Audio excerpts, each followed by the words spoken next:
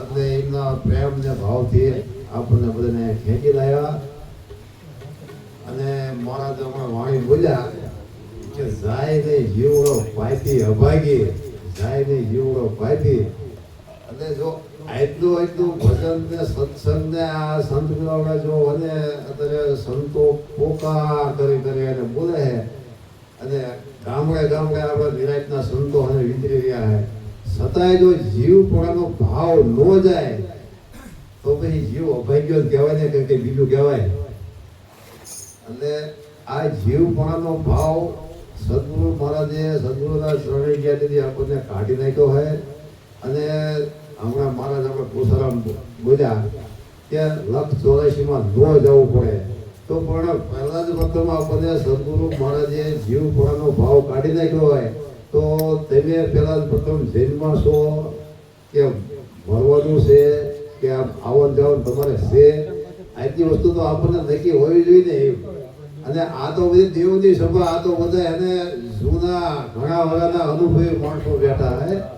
એટલે જો કે આપણે બહુ સાજુ ન કહેવાનું હોય તો બધા એને 35 વર્ષના અનુભવી સુશીલ મહારાજ જેવા બેઠા હોય. અને આ ગામમાં જો કે કોઈને બહુ અંધશ્રદ્ધા એવી હોય નહીં તો છતાંય હવે આટલું બોલી અને હું મારી વાણીને વિરામ આપું છું. બોલો સદગુરુ મહારાજની જય. એમ આપણે એમ કે ઓછો આપ્યો પણ એમાં કેટલો બચત કરીને 5 મિનિટ હવે આપણે એ ભાગનો સુરસિંહ નામ મહારાજ બોલી નાખશે. એમને 20 મિનિટનો લાભ આપ્યો. બરોબર? મારા ભાગનું દબાણ બોલો.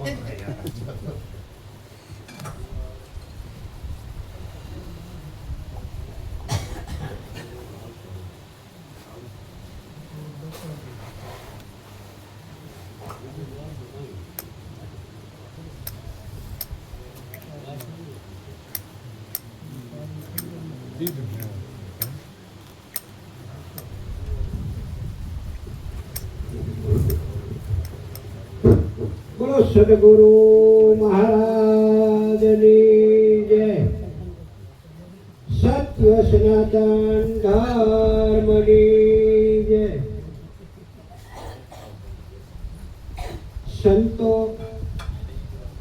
મહાપુરુષો